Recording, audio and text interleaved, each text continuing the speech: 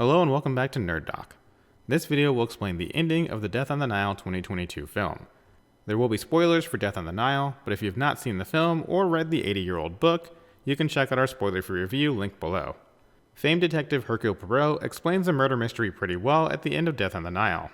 While we'll still go over that explanation anyway, this video is mainly for the scene that takes place at the very end of the film just before the credits roll. There are chapter timestamps in the description so you can jump straight to that scene if you already know how the murders play out. If you have any questions, leave a comment below and we'll try to answer them as best we can.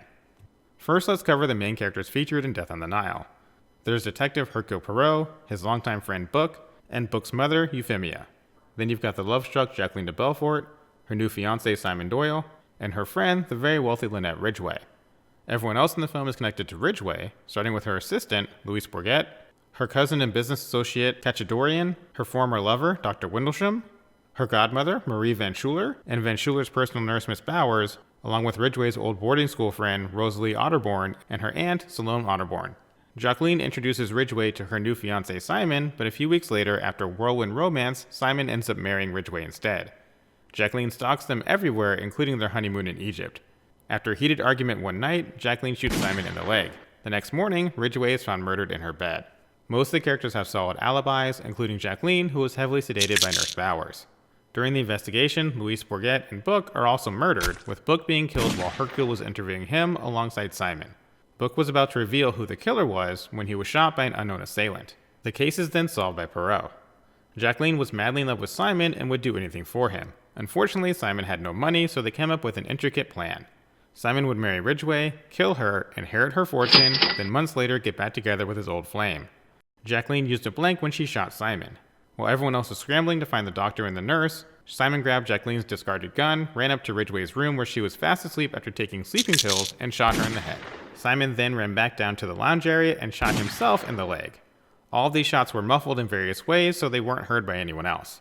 However, Louise saw Simon leaving Ridgway's room and tried to later blackmail him, but Simon told Jacqueline what was going on and she used one of the doctor's scalpels to kill her. Book saw this second murder, so Jacqueline killed him as well before he could confess to Poirot. Book was hesitant to confess at first because it would implicate him in the theft of Ridgway's priceless necklace that he had stolen in order to sell and marry Rosalie Otterborn without the financial aid of his wealthy mother, who would not approve of the marriage because she'd been hurt in the past and no longer believed in love. Rosalie was also black, which almost certainly played a role in this, especially given the 1930s setting. When Poirot gathered everyone to reveal his findings, his foolproof evidence was the scarf that Simon had thrown overboard along with the gun to try to get rid of the evidence. Luckily, the ship's crew had dredged it up. Simon initially used crimson red paint to imitate blood on the scarf when he was pretending to be shot. This meant that the scarf had the paint and Simon's actual blood on it. After spending a night submerged in the Nile River, the blood turned brown, but the paint simply faded into a light pink color, proving that Simon wasn't really shot by Jacqueline and it was all a distraction so he could kill Ridgway during the commotion that followed. With nowhere to run, and Jacqueline not wanting to be separated from her love or spend the rest of their lives in prison, Jacqueline and Simon embrace. While hugging, Jacqueline uses her .22 to shoot Simon in the back, killing them both together in a Shakespearean-like expression of love. Technically, a .22 shouldn't be able to go entirely through Simon and penetrate into Jacqueline enough to kill them both instantly, but movie magic makes this possible. The final scene in the movie shows Poirot in a nightclub late at night after they've closed. Throughout the film, Poirot was romantically interested in Salome Otterborn. However, he lost his wife during World War I when her train was attacked after he asked her to come visit him, even though he would be discharged soon.